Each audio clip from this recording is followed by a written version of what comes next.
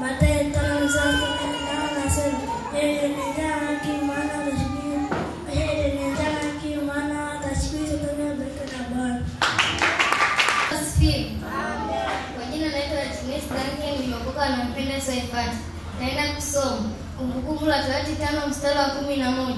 Nao nasema usihitaje bure jina la Bwana Mungu wako, maana Bwana atamhesabia kuwa hana hatia mtu ataje jina lake bure tu. Mungu abariki na Bwana. Amen. Mimi nimeokoka na mpenda Saifati. Tenda kusoma Misali 10:1. Nao nasema mwana mwenye hekima mpasa babaya, bali mwana mpumbavu ni mzigo wa mamaye.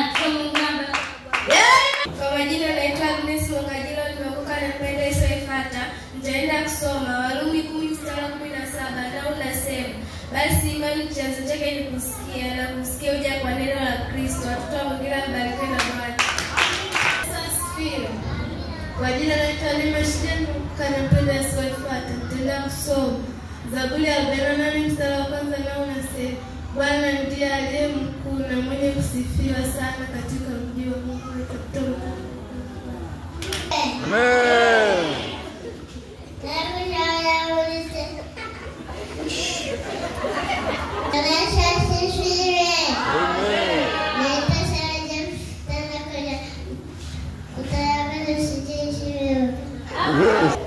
Bwana Yesu asifiwe. Amen. Kwa majina naitwa Joshua Musi, nimeokoka na mpenda Saifati. Nitaenda kusoma Mathayo 5:8. Nao nasema heri wenye moyo safi, kwa maana hao watamuona Mungu. Watoto wa Mungu mbarikiwe na Bwana.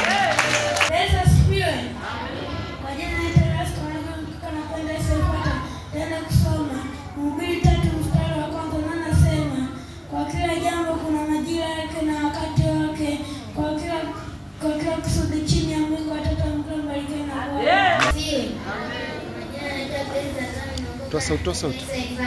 Nitaenda kusoma Zaburi 73:1. Nao nasema hakika Mungu ni mwema kwa Israeli, kwa walio safi mioyo yao. Watoto wa Mungu mbarikiwe na Bwana. Asifiwe.